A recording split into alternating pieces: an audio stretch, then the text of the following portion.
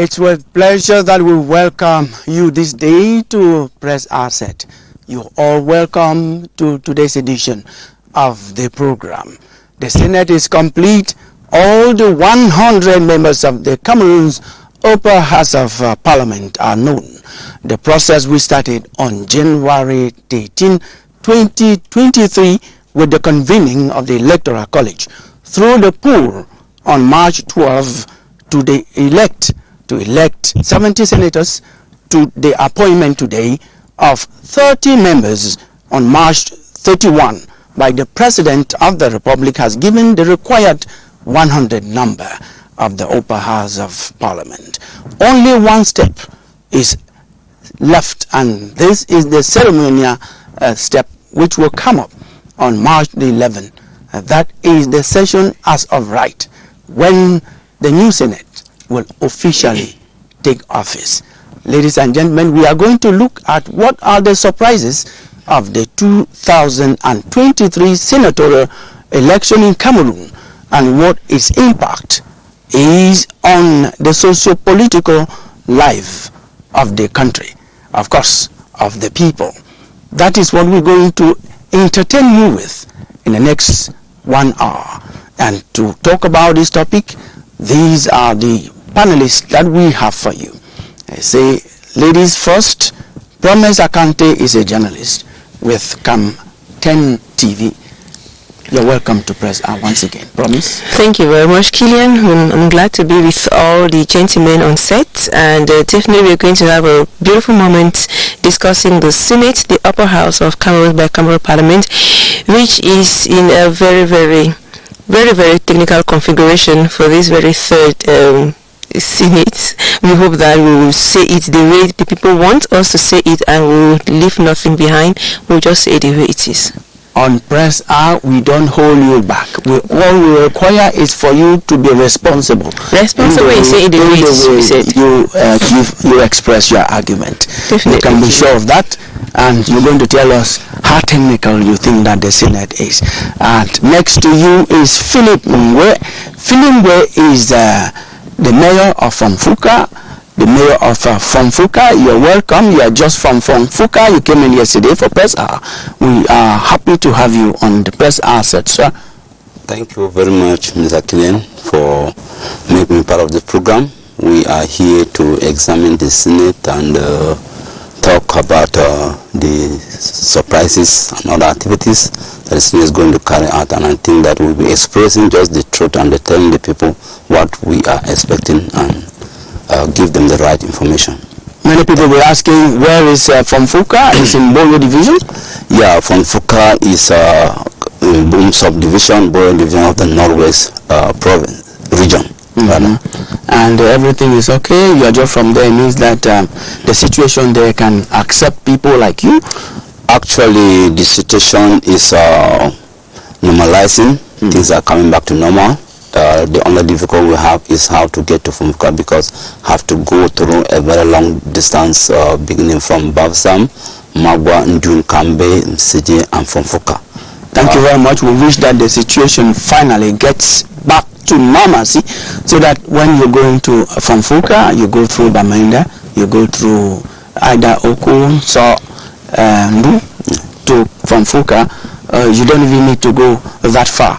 We are praying that things should gradually, as you say, get back to normalcy. And to my left, to the left side of this set, we have Diodonechi, who is a regular person on CRTV, talk shows and political programs, is the Central Regional Communication Secretary of the Social Democratic Front Party.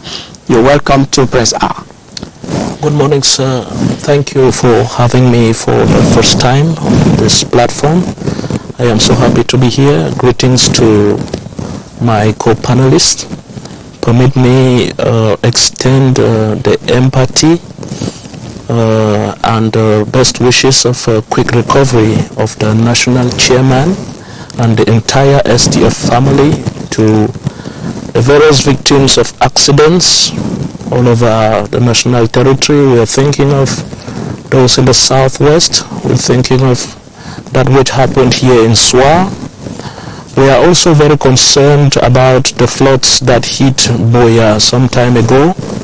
All the affected victims have the empathy of the Social Democratic Front, while we're also calling on the road users to be more prudent, and of course calling on government officials to step up safety measures and make sure that our roads are safer. For those that are in the hospitals, they have our wishes of quick recovery. Thank you very much. That is the Social Democratic Front. He decided to go social, that's empathy to people. We also join you to give press and empathy to the chairman, John Fundi, whom you have just declared to us that he's not feeling very well. We wish him a quick recovery. And the last but not the least, of course, to the end, the extreme left of this set is Paul Anchang. Paul Anchang is a political analyst. At the time we are talking politics, we needed him on this set, and you are right here, Paul. Welcome. Thank you for having me, Kilian. Thank you to the CRTV for having me as well. Welcome as well to all my co-panelists. I also like to extend, in terms of my condolences to those in Moliwe who died in cause of the Boya tragedy, of the Moliwe tragedy. I mean, it's quite sad. Hopefully preventive measures can be increased on our highways. Also, happy Pentecost Sunday to all those in the region particularly, and for those observing Ramadan as well. So hopefully we'll be able to exchange and be able to pragmatically let those at home understand a little bit more about this third mandate of the Cameroonian Senate, what it's all about, and what we're hoping and expecting, and some of the surprises and how it should unfold. So thank you for having me, Kilian. You are most welcome, Paul, and we are joining you to wish everyone a happy Palm Sunday. We usually, and that's what we're going to do, start this program with press review. Yoti Lisonge Kale read the papers for us and has the press review, what the papers fed on this week that just ended. Yoti?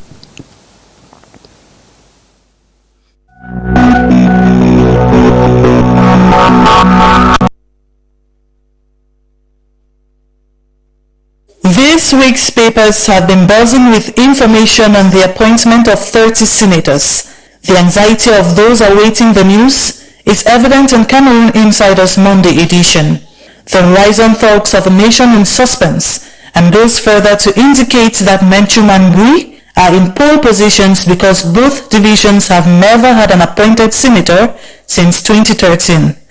Municipal Updates is more concerned about President Biya beating the deadline in appointing 30 senators. Meanwhile, Axelmiat Ndifon and Kava Yege Jibril are re-elected at the helm of the Senate and National Assembly respectively, as seen on Cameroon Tribune. Just as the Herald Tribune wonders if both men are eternal precedents. As if in Q, the Guardian Post tells readers that it is a till death do them part affair. However, Roger Melingi is CPDM's new chief whip. The new Parliament Bureau is presented on Cameroon Insider. The reconstruction plan for the Northwest and Southwest regions is very well on course, as reported in several newspaper editions of the week. Cameroon Tribune highlights that the steering committee chairman of the presidential plan was in Bamenda, evaluating the projects. Over 100 of them have been executed in the Northwest and Southwest regions. Cameroon Insider informs readers. In the same vein, the reporter indicates that the PM's envoy to the Northwest has urged the population to champion the reconstruction plan, a plan the Post suggests is building back better, and Municipal Updates concurs, mentioning that the reconstruction plan has entered a high gear in the Northwest region as the population commits to transform communities. Online child protection featured as a necessity sometime this week. Cameroon Tribune was keen on the government and her partners who are now on the offensive, a mission the ICT University also bears as it gets into partnership with the University of Boya to bolster quality education. Education that also hinges on the competence-based approach, challenging students to embrace artificial intelligence, robotics, satellite, and much more as seen in the papers. a historic win-win partnership the Guardian Post emphasizes on. If a young Cameroonian inventor is in the spotlight today for building an electric tricycle, some newspapers dare readers to think of how much the ICT universities accord with the University of Buea will foster quality education. The papers equally mention that schools are on recess after the second term. Stories on the 17 West African migrants who drowned in Cameroon's Atlantic coast also made news this week. In sports, the Lions' poor performance in the 2023 AFCON qualifiers made major headlines. From the Cameroon-Namibia 1-1 draw being a poor performance to forget, to accusing fingers pointing at Song after the 2-1 defeat, and the indomitable Lions song facing defeat, it's not been an easy week, not even for the under-23 Lions. A poor performance, the papers are unanimous, spurred Fecafoot President Samuel Eto'o to meet with the trainers. These and more kept readers abreast of what made news this week. Thank you very much, Yoti. I should take your name in the right order. Yoti Kale Lesonge. That is the right name, the right order of your name. Thank you very much for refreshing our minds with what the papers fed on. Just to remind you, if you are just joining us, ladies and gentlemen, our topic today on Press Hour is what are the surprises of the 2023 senatorial election in Cameroon and what is its impact on the socio-political life of the country. Of course, of the people. We talk about the country, we're talking about its people. I'm going to start with you, Paul. Okay. What will you say are the surprises that you had in the senatorial election? As I said, we just have one major step left for it to go through, and it is ceremonial. On the 11th of March, you will have the session as of right, and the mandate of the Third Senate in Cameroon will begin. This one had so many things that we can call surprises. What are they for you? Sure, thank you for asking that question. Definitely, first of all, I would like to just go back a little bit historically as to what the Senate really is and what it stands for.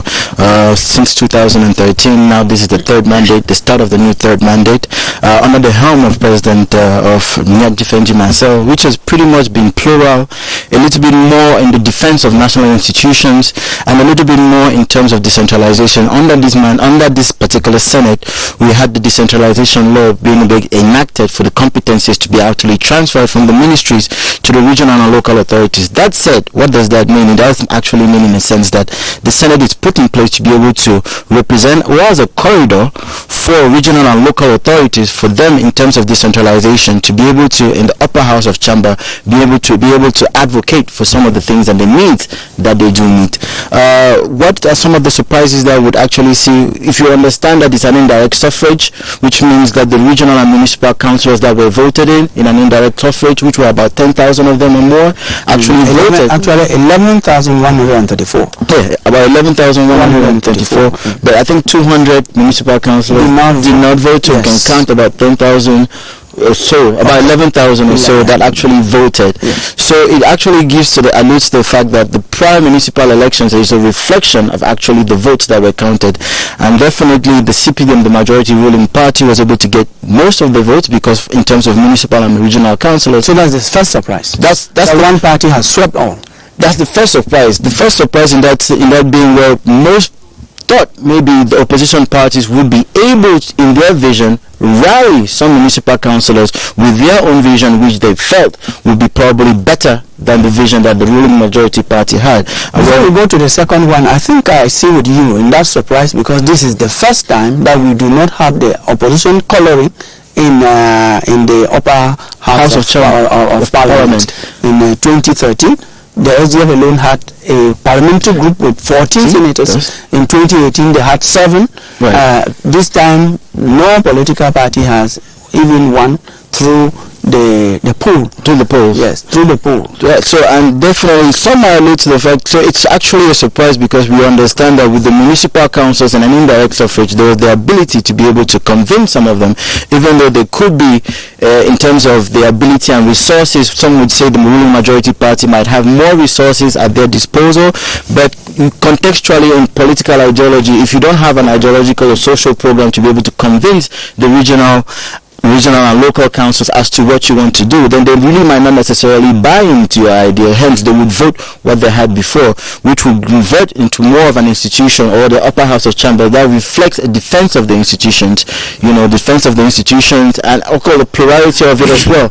Now, if you want to look at more of the surprises also, I would like to allude to the fact that the Senate, the upper house of assembly, even though it's from the Latin, it is an assembly of elders. Cameroon law actually stipulates that as from the age of 40, you can actually post your candidacy. So many were hopeful in the fact that maybe some of the candidates will reflect that age group, because of course Cameroonian youths are a majority of the population. So it's probably a surprise in that respect that when we look at the age group of those that are actually the senators in this group, in this third mandate, will reflect that there are not too many youths that are actually part of it. And I think that it should have been maybe part of the agenda, in the sense that youthfulness is exuberant in Cameroon and should not just be determined on immaturity or maturity, because we do feel that there are some youths that are actually mature and politically ready to be able to be up to the task. Yes, between 40 and 60 you have so many senators, which means the bottom line is 40. The bottom line is 40. When you look at a senator like Senator Henry Francis, is he not a youth? He's youthful. Now let us also even salute a senator like Mbela Mokichas, even whatever the age. Don't you see that he is youthful by all standards? Yeah, the youthfulness is true. Youthfulness in the agenda and the dynamism is good, but also the youthfulness in age is important, because it could reflect a certain age group that and their issues in that generational age group that they could attend to in the upper house of chamber. Now, it's not representative by one senator, but at least it could be a coloration whereby in terms of gender equality, you could have a male or a female youth coming from certain areas where we would see that in those particular regions we have more of a youthful population to be able to reflect the aspirations of those youth in terms of the project, in terms of decentralization in their regional and local authorities. Mind you, with regional councillors and municipal councillors, there are many youths. So there are many regional and municipal councils that are very youthful in age. So the probability that they could have also voted another youthful candidate is quite high as well. Thank you. Just hold those points, because the second part of our topic is to see what impact that surprise or these various surprises you have come up with actually have on the country, on the people. We are going to come back to that, and you're going to tell us. We go round this time looking at the surprises. And are you surprised, Diodonichi, about the surprises that Paul Anchang has given? Well, sir, I want to first of all give my general appraisal of the Senate, to start from the issue of youthfulness. I want to note that the youths are kind of being put aside. The presidential institution in this country, if we go legally, youthfulness is in between. To be a youth, you should be in between 15 and 35. But they tell you that for you to be a presidential candidate, you have to be from 35 upward, which means that if you are 35 today and you're a presidential candidate, by the time you are sworn in, you will not more be a youth, if we want to remain within the legal framework. And we want to believe that between 15 and 35, there are young men who can also govern this country. That is an advocacy I have carried for quite some time, that the presidential age limit should be reviewed, so that before 35 somebody can aspire to be president of this country. It has happened elsewhere in the world, and we think that it should happen in Cameroon. Having said that, surprises, we had some surprises, and I want to use this opportunity to express gratitude to the councillors in the northwest region of the CPDM who voted for the SDF list. There were not many in their number, but their vote was symbolic and spoke volumes, because we went into that election within a particular context. You first of all know that what is happening in the Northwest now in terms of election, Northwest and Southwest, is what I can call a crisis democracy. A democracy where you know in advance that so much is going wrong and people will not be able to vote, and then there is some kind of thing with an extremely low level of participation, less than 5%. You have councillors that are said to have been voted by less than 200 people. So it's a crisis democracy. The context in which the councillors themselves were voted poses a problem. And then again, the fact that they can... Whenever you define it, at least democracy is the storm. Pardon? You say crisis democracy. Yes. I'm not going to quarrel you on that. Yes. But it's a democracy. No, when we talk about democracy, in Cameroon, it's a topic to debate on. Many Cameroonians will tell you that Cameroon is not yet democratic. I will tell you that we are in the process of building a democracy in Cameroon, because truly it is not democratic yet, because if it was democratic, there are a lot of issues on which the main actors should have a consensus. For example, at the level of the election organizing body, the main actors that are recognized by the constitution in its section 3, that are political parties, at least should be able to agree. Take note that no democracy is really perfect. What makes a democracy acceptable is consensus. That we agree that there is a certain minimum that we have with which, all of us feel that we get to the game, we go in for elections, we may have fair chances of being elected irrespective of whether you're opposition or your power. But as we speak today, Elecam as it is now is accepted only by the CPDM. The situation is so bad. You can't say the allies of the CPDM like the UNDP do not accept that. You cannot say that you actually accept Elecam because you go in for elections organized by Elecam. And I also know that the SDF within this senatorial election made it clear that boycott is a thing of the past for the SDF party. I think that you should review us. We have done that. We did that since 1999 in the convention of 1999. Yes. So thank you for making that observation. It is a very technical one, and our viewers deserve to be clarified. Cameroon, there are so many aspects of Cameroon. Remember, I give you just 1 minute to say that. Don't take out of the topic. Thank you. Yes, just 1 minute. Yes. And then you come back. You continue with the surprises. Yes. There are so many aspects about Cameroon that are not moving well. But you and I are still in Cameroon. It doesn't mean we agree with those aspects. If Elecam is not right, I tell you that the way Elecam is functioning now is not right. I tell you that we need a unique ballot paper. I tell you that we need an integral biometrics. I tell you that we need this, we need this, we need this, we need this. The fact that I'm functioning with you, with that Elecam at that point in time, doesn't mean that I agree. You know I do not agree. So there is a difference between functioning with and accepting that it is actually what we want. Many Cameroonians do not agree with the way Cameroon is being run now. Many Cameroonians also accept that they like the way Cameroon is being run now. So you will never have a situation where it is please, you cannot be a lawyer for the CPDM. I have told you. Section 3 of the Cameroonian Constitution makes of political parties, let us just be at the level of political parties, makes of political parties the principal actors of democracy. They say political parties are the ones that compete for electoral suffrage. Can we say that the political parties in Cameroon, let's not go into the 320 something political parties, many of which are just mushroom parties, some that exist in the suitcases of some people, take just those at the assembly. Can we say that the political parties in the assembly accept the electoral law as it is? The answer is no, because as I'm telling you, even the NUDP, which is a historical ally of the CPDM, does not accept that electoral code. That is what we are talking about. And the fact that we are functioning with it doesn't mean we accept it. We function with it while we ameliorate it. We were in a one-party system. All of us, the national chairman and the SDF came up and took us into a multi-party system, which means the one-party system, even though they were there, they didn't agree with it. Gradually. I will let you continue with surprises, but do we accept that there is no perfect situation in the whole universe? But we should have a consensual one, and that is what Cameroonians need. For now, there is no consensual one. Thank you. Now, So we have a problematic democracy.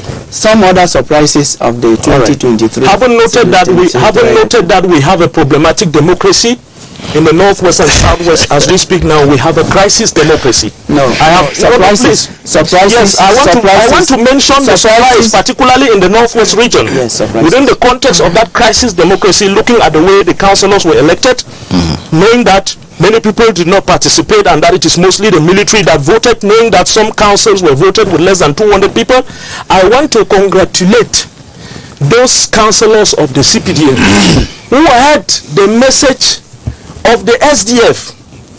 When we went to the polls, many people were. The surprise is that the SDF had a few candidates, and the number of voters were more than their councillors they had. That's the surprise. The surprise is that some councillors voted within this crisis democracy in the northwest and southwest, and of the CPDM had the guts to vote for the SDF because of the convincing message we have noted. It's a surprise, and we give you that. It's not a quarrel, please. Just calm down. Now, Mayor Philip, he said you are one of those who voted. Yes. There is nothing that the military had to do in terms of voting with this one. Exactly. It was only the councillors, regional, municipal, and local traditional authorities. I think so. You voted. Thank you, Mr. Kilian. I want to talk in terms of the surprises that people are expressing. You know, the only surprise to me is that we won, and won with majority.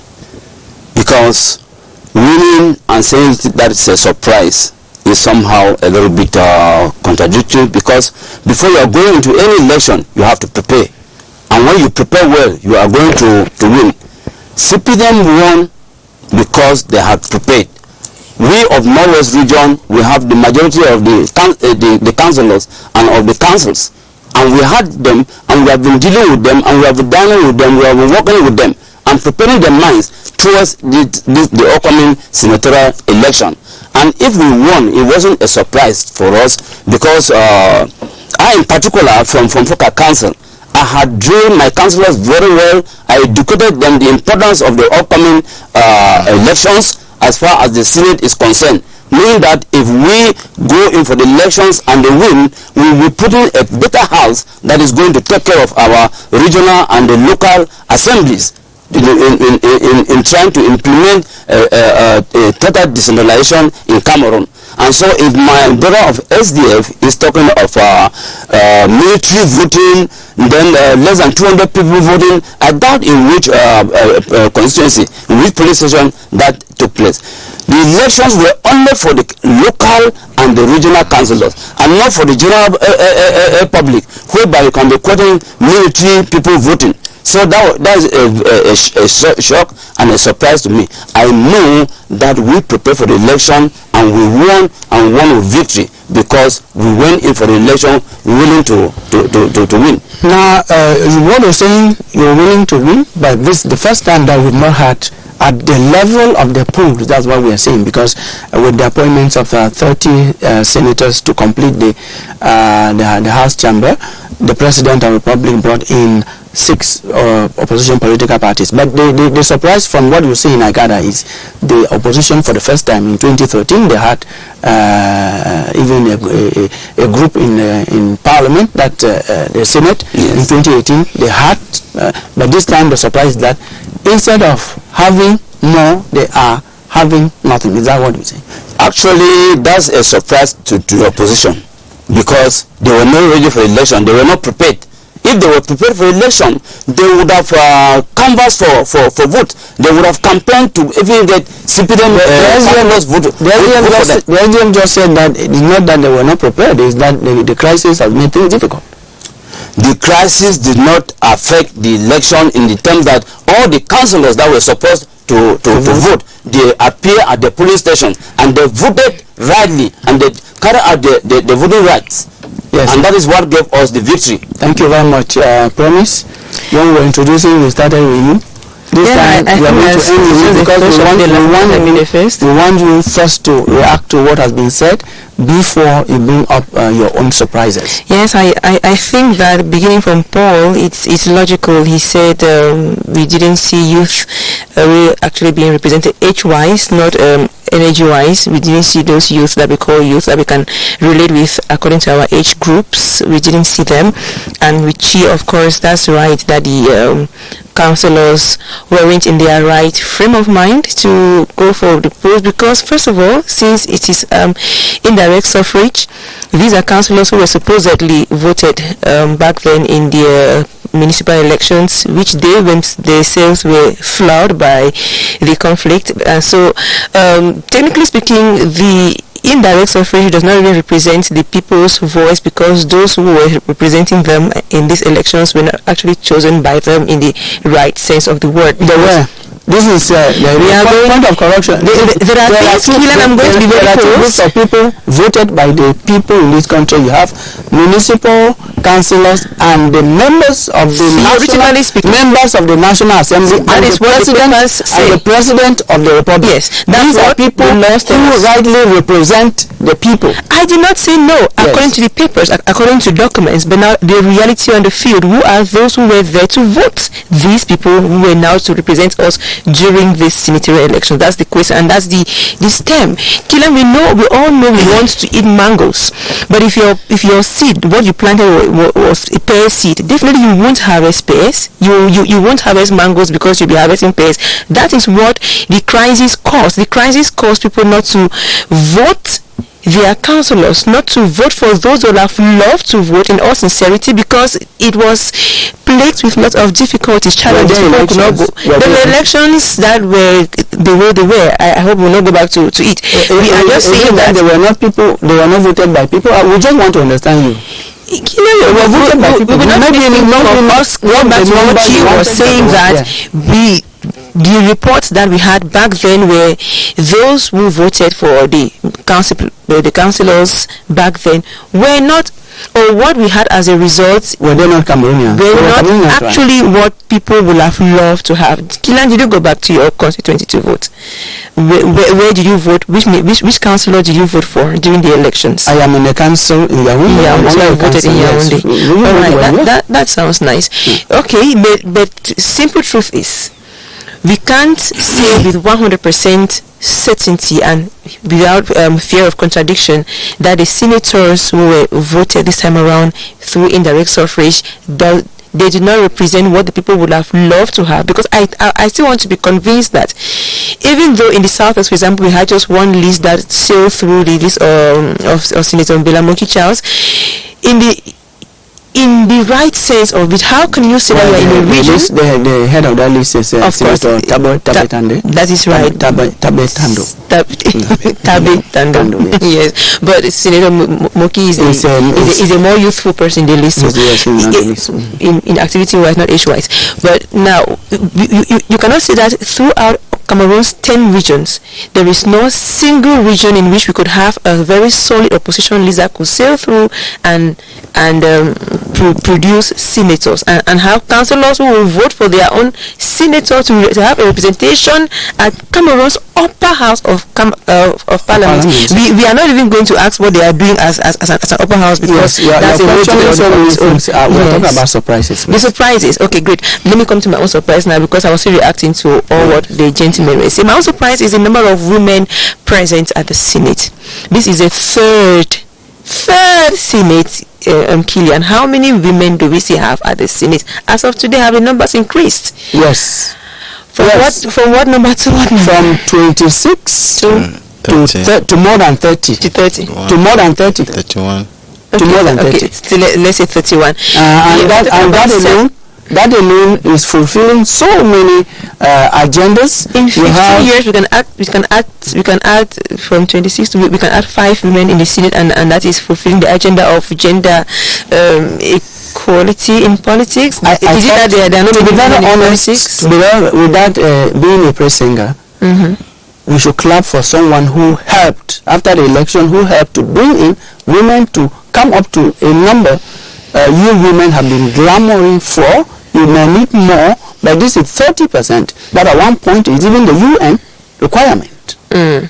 At least 30%. They said at least it didn't more than 30. Just 30. A simple count. It said a very minimum should be 30%. But we are talking about a country where more than 50% of this country is women, I think so. If you go by census, it's true, it's below, we have not done census in this country, but if you go by the census, we have more women in this country than men, logically speaking. So why shouldn't you have even a 40, 60 or 45, 55 representation of women in the Senate? We want you to look at the process. We want you to look at the evolution. We don't just appreciation that we are evolving from almost nothing. You know, in 2013 when we had women who came in, it was institutional decision that it happens, not even constitutional, because the constitutional requirement is that there could be just that there should be a woman. But institutionally, those who were there, they said, no, let us make sure that it's mandatory on us to include women, and they came in, they have been growing. We just wanted you to appreciate that. We are appreciating. It's not like we are saying that there is no woman in the Senate. We are saying that the number of women who are there are not enough. We are not saying that there is no woman. And that would be a lie to national television. And then we also, another surprise was no, it's not election, but it's appointment. Though it's Senate, is having the media being represented at the Senate. One person was elected, a media trainer, the former director of ASMAC, who got into the Senate through elections. Yes. And then also the appointment of. Let me take this opportunity to congratulate Senator Boyomo, Charles Boyomo. For his election, he was elected. Yes, he was elected. Now we have the promoter of a private television and radio station who was appointed into the Senate. So is that justified? Yeah, well, we sincerely hope, with all of our fingers crossed, that it's going to mean that some bills, even though that's another debate of its own, some bills could technically be brought in for the media to be better treated, because the media is the orphan of the country. We hope that the media will be better treated with the presence of media promoters. Thank you very much. Is there some other surprise? If you don't have, then we're going to go in for what impact does this have. But I thought we should say something around this table concerning women. This appointment, taking women up to the level where we are, is something of concern to some of us. We're going to look at it from a political, analytical point of view. When I wanted to go to Paul, but if you want to speak, you can go ahead. Yes, Diodone. Well, concerning the issue of women representation, I think that women have the potential to get even more than what they are asking for, but let them just have the guts to go get it. Because when you keep asking the men to give us, Mrs. Promise Akante, I would encourage you to encourage more women, probably maybe by example. Go and be candidate. Go and see what it takes to bring people to go to the polls and elect you. The women have that capacity. The women have gone to school. Many of them, an appreciable number of them have some financial emancipation. They can do quite a lot. But women, a good number of them just think that by some means somebody is owing them something that they need to give them. Yes, I think that the women have the ability to go take, and us in the Social Democratic Front, our role is to empower the woman, not to wait to be given, but for the woman to go get it, because it is about equal opportunity. Yes, I just wish to quickly react to that by saying that it's true, it's an issue of mentality that most women still are to get to the point of mental revolution and take away that mental slavery from their minds. To think that when men tell you that, oh, don't support this woman because she'll be using you people to project herself to the limelight, dear ladies, just like Jordan, they say I should encourage you by being example. When I get to the age I'll go in for candidacy, I may attain the age of going in for senatorial elections. But now issue is men you have to start from councillors. Council, for example. Men generally will not want to see women work together because they know how much strength as women we have when we come together and we gather to work as one. Now what they do is brainwashing. It's called brainwashing. It's called discouraging women to work together. They'll tell you that, oh, if you rally behind this woman, she'll become powerful, she'll look down on you people. No, that's not the same. That's not I don't think, because there are men who support each other. Men should not disturb women. I'm being the problem should not be people are discouraging women. The problem is actually that women are accepting those who come to discourage them. So the problem is not those who are... Because we live in a typically patriarchal society. Our society is typically we are not accepting. We are trying to let you guys know that as men, your patriarchal doctrines are discouraging some women who are still faint-hearted, and we need some of us to remind them that we as women, we can work together and be each other's support system to move higher. Don't listen to men who tell you that a woman, if you put her a senator tomorrow, she will do down on you. If you put her a president tomorrow, she will do down on you. Yes, we can be better people and work together. Thank you. We are going to ask Paul Anchang, political analyst, to look at the representation of women that has increased in the National Assembly was already up to that level. Right. In the Senate today is more than 30%. Sure. In other areas it is not, but we are treating the Senate today.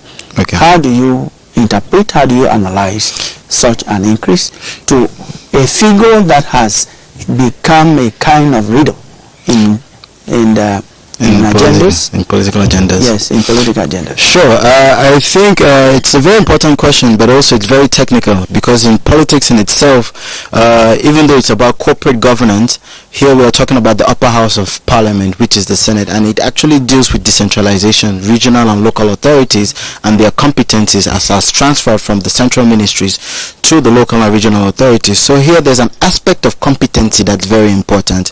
We have to understand that many, in terms of decentralization in itself, most Cameroonians themselves are still getting acquainted with decentralizations and the norms of decentralizations. That's why they created NASLA, and I think that if you go to NASLA, there's a really parity in the sense of those who are accepted. There are more women when it talks to common law. I think there's a parity in that sense, but as we would like to look at it as of now, reality wise, I think even in the National Assembly, Mary Mabuka is the vice president. Even in the Senate, I think Ms. Aisatu, she's part of the executive as well. In political science, my appreciation of it in Cameroon would be that we should focus more on the competencies. Okay. Because if we look away from the competencies, then we will begin to go into gender equality that really has no value. That's not appreciable, because at the end of the day is what can you do for the local population and what can you bring to the local population, what are the aspirations of the local population. Now the different political associations and their platforms can groom in terms of gender equality, in terms of associations, in terms of civil society, in terms of the media, in terms of they can groom. But when you actually are a candidate for an election, whether it be a direct or indirect suffrage, you should be capable before that political association can endorse you, because you are having the aspirations and the political aspirations of that political party. It is true that the majority party in power, which has a stronger mechanism and has more experience, is able to groom more women in power. Yes. In that sense. Yes. Now, and it's a little bit more difficult for political parties in a position to be able to groom at the same rhythm, at the same rate. But mind you, I think when this political in the Senate, President Paul Biya actually nominated, I think from the ANDP, from the East region, Madame Abui. Yes. She's actually Madame Abui, she's actually a senator. Madame Alice Abui from the Eastern region. And when you look in terms of development in the Eastern region, the lack of development and the rate at which they are trying to promote development, you rightfully see that there is an inclusion in that particular sense. So I mean, I think at 30%, it might not be yet at maybe say the rate other women might want to, but we have to actually look at in the perspective of competency. I think if we have to look at the benchmark, it is yet to be judged, because it will be based upon the result. And that's why in terms of decentralization is the aspirations of the local populations that are very much important. I can't even let you continue, because what women say, and they've come to this set and they've said that you have to allow them, give them the opportunity before you can judge their competence. So for that, please I have had enough from women, and I can confidently tell you that their point first is give them the opportunity. And then there you then judge their competence. You give the opportunity based on the competency. If we were to give opportunity based on non-competency and non-ability, then we'll have no results. The point is, this is what they always also quote as an example, and it is known to Cameroonians. You have not had any person trained up to a certain level. Then you come up with an announcement for employment, right? And then you ask for 10 years of experience, right, from people who you have not given them the opportunity to work anywhere. You cannot have that experience. It is the type of analogy that women are using to tell you that you don't have to go in for competence. You have to open the opportunities and give them and test whether they are competent or not. Because when consider their party list for candidates, for example, you say you have at least a woman. You can't pick one woman and put on maybe 15 men. In your political parties, allow women, stop putting women to be clapping or cooking in the kitchen when men are in the. That's a good example. That's a good example on that point. That's a good example on that point. On the table to discuss issues. Her point is substantiating what I said. That in a list we're talking about. The senatorial election, you should have 3 women or 4 women and 3 men or 4 women, not 1 woman and 6 men. That is where you give opportunities, and then you cannot test competence. And judge them after their mandates. We are going. I think that point is clear. It's clear. We can move ahead. Yes, please. You might just spoil this debate. I also understand that in political associations and political parties, there is an ideology. So you have to be with that ideology first of all to be able to be given the opportunity. Now, if you are with that ideology, you have to be able to bring something to the table. So if you don't have anything to bring to the table and then you're forcing an agenda, you will not be able to convince those that have to vote for you on that agenda. So just hold on. We should differentiate between opportunity in corporate service and governance and opportunity in political associations where you are gathering a vote, and this vote is based on the competencies and the aspirations of local populations. So the grooming part is very important, but the rate at which political parties groom females or women in their political associations, that might be. Jordan wants to say something, but let me just move that forward. When you talk about women, there is something. Are you saying that all these men who we are talking about senatorial election, they have done extraordinary things that women have not done? That's the question. I'm saying most often more than not, women who have those competencies do not want to go into politics. Well, I'll leave it there. Yes, Jordan. The mayor. Yeah, one just to chip in that my brother Paul here just talked about us going into democracy. We are not yet at the level of democracy, but we are practicing and going into democracy. And I think that we started in 2013. We didn't have the number of women that we have in the Senate today. And if the number has risen to 31, then we are gradually progressing. And we think that women should prepare themselves to come in. Because in politics, it is not given. You come in and they sell yourself and they sell your ideologies, sell your representation, what you are able to do to the community before the community can invest in you. You don't shy away, you don't stay behind and start blaming men. I don't see any blame to be attributed to men here. We are encouraging our women to sit up and then have interest in politics and know that they are coming in for representation because it is only because of their representation and the output that the electors can vote for them. Yeah, since you are always talking about grassroots, we are going into the impact of the outcome of this election, the surprises that we have, and since you have the microphone, please keep it. What would be the impact of some of the surprises? We talked about the poor performance of opposition political parties. We have not talked about the traditional rulers who also have come in great numbers in the Senate this time.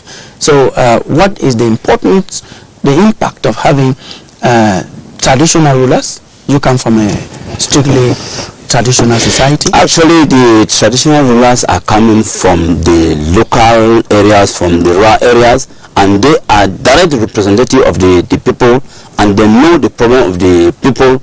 And I think that with the coming of these traditional rulers into the Senate, they will be there to represent the people, especially the regional and the local assemblies, whereby they are, as of right, are supposed to attend all the board sessions, contribute, and they give advice. I think that with the coming of the traditional rulers, actually the process of decentralization is going to be deepened. The policy of local governance is going to be improved upon, because the traditional rulers actually in touch with the people. Being in touch with the people, will know the suffering of the people and will know what is good for the people, rather than getting everything from the central government. Yes, Mayor Philip, you are a grassroots person. You left from Fuka yesterday, came to Yaoundé for this program. What is the place, what is the respect that you keep for your traditional ruler, who is the custodian of your tradition in your place? Actually, we know very well that Northwest has a tradition, that the traditional rulers are highly respected, because they are the one that are dealing with the people. Custodian. Yes, they are the custodian of the people. They are the custodian of the land. They give out instructions on the people how they are supposed to move. They are spiritual leaders. We are talking about not only physically. Traditional rulers are spiritual rulers of the people. Exactly. And so I know that any good traditional ruler that has the people at heart will fight for his people, and then will make sure that his people live in good condition. And so with the representative in the Senate, I know that they are going to create an impact. They are going to work for the interests of the locals. Yes, Jodoni, the impact of some of these surprises that we have mentioned here on the society, that is the country, that is the people. Rapidly, before I get to the impact, I want to continue to encourage the women to take active part in politics, just like I encourage young people who constitute a majority of Cameroonians. Take active interest in politics. Do not focus on your weaknesses, but focus on your strength. Take challenges for opportunities to grow. A woman should not sit and expect everything to be rosy for she to come, and expect the grounds to be totally prepared for them to come. Challenges are meant to make leaders, to develop leaders, grow, and women should have that spirit of embracing challenges and fighting for it. The youth should equally have that spirit of embracing challenges, looking at ways that they can go around those challenges and grow. That is also what makes a leader: determination, a sense of sacrifice, and a taste for challenge. When it is challenging, we need leaders to distinguish themselves, and I think that women and youth have an opportunity to distinguish themselves and not complain about the difficulties. The microphone and talk about this impact. You talk about women. Now we have more women in the Senate. What impact? What should they do to impact the others? Well, generally, coming from the SDF, once you have the privilege to represent, to be within a state institution like the Senate, which is of course an institution that still needs a lot of deep reforms, you are supposed to be at the service of your people, be attentive to the situation of your people on the ground, what they want, and that is the role that the Social Democratic Front has played so far since it has been in the Senate. And you were talking about Social Democratic Front. Yes. Women. Yes, I'm talking about women. Yes. Women, men, chiefs, everybody. The impact they have to create at the Senate. Yes. Because whether they are women or they are chiefs or they are men, they come from the same society. Our problems are universal. Okay. Even though we have some few particular problems, but most of our problems are universal. Once the women have access to those institutions, let me take the case of Northwest and Southwest regions, for example. Children are dying. Women are displaced, internally displaced, refugees and all that. The women should be able to address that. We should see them cry for their children. They have not done that. especially those from the CPDM. That is what we in the SDF have done. I was very surprised when my brother Achampo was saying that the Senate probably contributed in bringing, putting in place the decentralization code. It's grossly dishonest because it was the SDF senatorial group alongside those in the National Assembly that blocked sessions in the Senate to say that we need a dialogue. At that time, do you know how they were calling it? Amuseur de la Galerie. Amuseur de la Galerie. What is that in English? What is that in English? Pardon? People who play to the gallery, noisemakers. Yes, we were just talking. Let me ask you this. Yes. You are beating the drum of the SDF, saying you have not seen CPDM women go to cry, to weep. Don't you think that when the SDF are weeping in their corner, the CPDM are weeping in theirs? That's why you don't see them. I'm just asking, I just want you to be honest a bit. No, because what I know is that all those women, be them SDF or CPDM, UNDP, they all sympathize with what's happening. It's a very good question, but when we of the SDF not empathized, you saw it publicly. You saw how we were blocking sessions at the National Assembly. You saw how we were marching on the streets. But I think that maybe you are in the private corners of the CPDM to understand how they sympathize. Maybe probably you know better. I want to appreciate the late Senator Victor Mukete, who is a traditional ruler. Even though I did not agree, I grew up and saw not to agree with him for so many political reasons. Yes, and one of his dying political declarations, he actually touched the heart of this nation when he declared that the decentralization that I passed my time in building has failed. It has proven that it was not meant to work, it cannot work, and we need to move forward to functional unity. We need to get to dispensation. Do you know what that means? What does that mean? That there is democracy in the CPDM, because he was not of the SDF. Yes. Yes, I didn't come to say the contrary. You took my time. You took my time already. I want to say that our president of the republic is a phone. Our president of the republic is a phone. Yes. Phone of phones. Yes. And one question I keep asking, just like my national chairman, is this phone of phones that you have? I will tell you. See, this is where you go and ask him. You didn't come to ask him questions on Press R. Where should I talk to him? We are talking about surprises. You said on Press R you allow people to say it as it is, and the president will be watching us now. He has to bring solution. Then let me talk to him. Let him bring solution. No, I will not discuss it with you about our topic. We have one topic. It is not all of our topic. We have only one topic. There are funds in the Senate, and the president of the republic is a fund. So that fund of funds that you have as president of the republic is not a mask. No. That people need to run. Yes. Calm down and say your point. Calm down. You have to go up. I'm causing you to calm down. I'm causing you to calm down. You want to stop me from saying what is important. Yes. We are not here to say things to these people, but to look for solutions. I say you should calm down. I'm coming down already. Yes. We are saying this. The president, who is a friend of funds, you don't keep calling funds for a charade just to come and sit around you and talk. Let Ndifon rest in peace. Spoke even at the national dialogue. What has happened? Let Senator from Victor Mukete spoke. What has happened? The fund of funds, who is the president of the republic, he speak irrespective of bringing them to the Senate just to come and sit.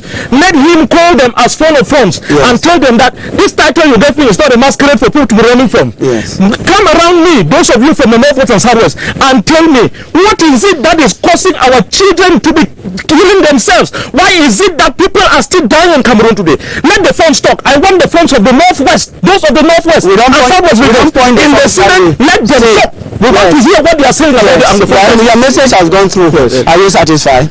The only point is that we don't point at the funds that way. Thank you very much. Sure. I would like just to remind my honorable co-panelists from the STF that this is not a propaganda station for the STF, and that if